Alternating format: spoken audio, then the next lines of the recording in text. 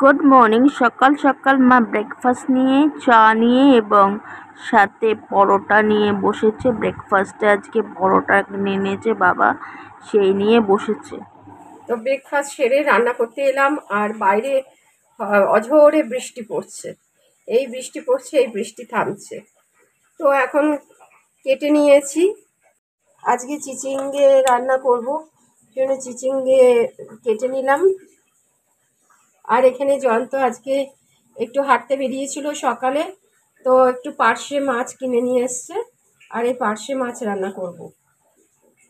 আর পার্শে মাছের মশলাও করে নিয়েছি, একেবারে রান্না বসানোর আগে আগে সব গুছিয়ে নিয়েছি।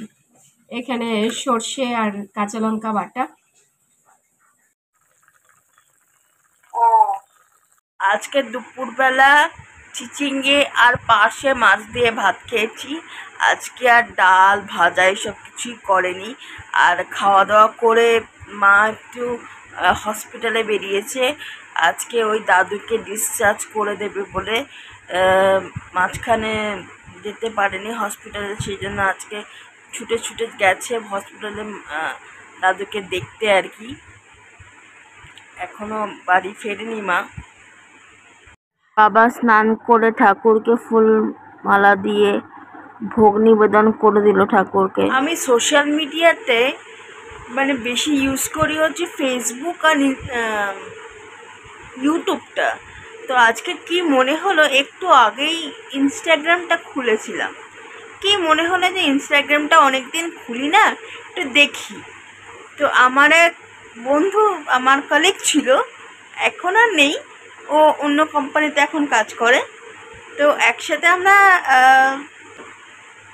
তো ও নিজেকে এতটা বদলে ফেলেছে, আমি দেখে না অবাক হয়ে গেছি। ও রিলস পোস্ট করে এখন, অনেক রিলস পোস্ট করেছে দেখছি। রিলসগুলো দেখছিলাম, আর এক একটা রিলস দেখে না আমি জাস্ট অবাক হয়ে গেছি। ওর নামটা ডিসক্লোজ করছি না, কারণ ওর পারমিশন ছাড়া তো আমি নাম ডিসক্লোজ করতে পারি না। তো ও এক রকমের পার্সোনালিটি ছিল, আর এক রকমের এখন হয়ে গেছে। দেখতেও আমূল পরিবর্তন হয়ে গেছে ফিজিক্যাল অ্যাপিয়ারেন্সে, তারপরে পার্সোনালিটিতেও চেঞ্জ হয়ে গেছে। ফিজিক্যাল চেঞ্জ হয়েছে, পার্সোনালিটিতেও চেঞ্জ আসে আর কি। তো মানুষ নিচেও নামতে পারে, আবার চাইলে পরে নিজেকে আমূল পরিবর্তনও করতে পারে। মেয়েরা কি মেয়েরা যেরকম হয় আর কি, আমাকে দেখতে সুন্দর হতে হবে, এই জিনিসটা অনেক সব মেয়েদের মধ্যেই থাকে। আমার মধ্যে কোনোদিনই ছিল না, এখনও গ্রো করেনি। তোমরা আমাকে অনেকে কমেন্ট করে যে পায়েল ওয়েট লস করো, এবং অনেকে টিপসও দিয়েছে, কিন্তু আমার টিপসগুলো আমি ফলো করতে পারি না। কিন্তু আমি চেষ্টা করব যে তোমাদের কথা মতো চলার চেষ্টা করব। ডায়েটিশিয়ানের প্ল্যান তো রয়েই গেছে। আমি মাঝখানে হাঁটতে বেরোতাম, কিন্তু বর্ষাকাল আসতে হাঁটতে বেরোতে পারছি না। আমি হাঁটতে বেরোতে পারিনি, এখন আমার বর্ষা হচ্ছে না, তো এখনও এই অভ্যেসটা চলে গেছে বলে আর হাঁটতে যাওয়া হয় না।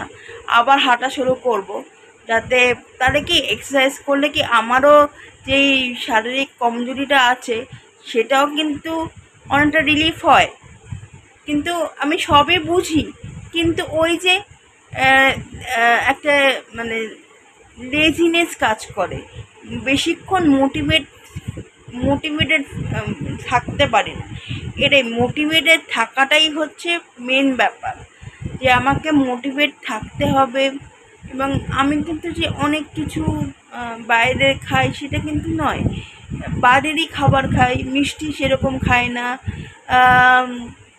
চিপসও বেশি কখনো বানালো তখন হয়তো একটু খাওয়া হলো, কিন্তু সেরকম যে বাইরের খাবারও খুব খাই সেরকমও নয়। কিন্তু আমার থাইরয়েড আছে না, সে কারণে আমি একটু ফুলে যাই। সব মিলিয়ে আমার যা রয়েছে আর কি, আমার যা থাইরয়েড প্রবলেম, সব মিলিয়ে আমাকে মোটিভেটেড থেকে এক্সারসাইজ ডায়েট ফলো করতে হবে।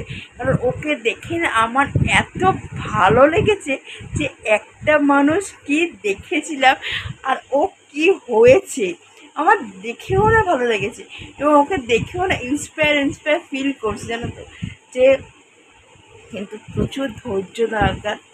তো সেই আর কি তোমাদের সাথে একটু শেয়ার করলাম যে ওর নামটা আমি তোমাদের বলতে পারছি না, কারণ পারমিশন ছাড়া তো বলতে পারি না।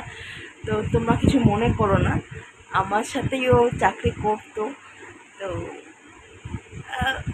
ভালো লাগলো বন্ধুকে দেখে সোশ্যাল মিডিয়াতে, ভালো লাগলো আর কি, অনেক দিন পরে দেখলাম, ভালো লাগলো। তো এখানেই ব্লগটা শেষ করছি। তো আমি চেষ্টা করব নিজেকেও পরিবর্তন করার, মোটিভেট থাকার চেষ্টা করব।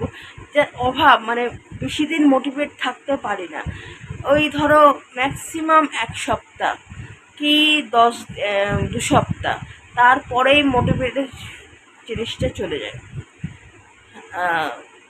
ডায়েটে অনিয়ম করে ফেলি, এই জিনিসগুলো করি আমি, কিন্তু দেখছি আবার শুধু পড়ার চেষ্টা করব। তো তোমরা আমাকে একটু মোটিভেটেড ফিল করো। তোমরা যদি আমার পাশে থাকো যে পায়েল করতে হবে এরকম যদি কমেন্ট করতে থাকো যে পায়েল মোটিভেটেড, তোমরা আমাকে যদি মোটিভেটেড ফিল করাও যে পায়েল হাল ছেড়ো না, এরকম যদি কিছু মেসেজ করো আমাকে ইনস্টাগ্রামে বা ফেসবুকে যেখানেই হোক, যে পায়েল করতেই হবে এরকম কিছু যদি মেসেজ করো, তাহলে আমি একটু মোটিভেটেড ফিল করি আর কি। কারণ কেউ বলছে না কিছু, আমিও ছেড়ে দিচ্ছি জিনিসটা, বুঝতে পেরেছো তো। তো এখানেই ভিডিওটা এন্ড করছি।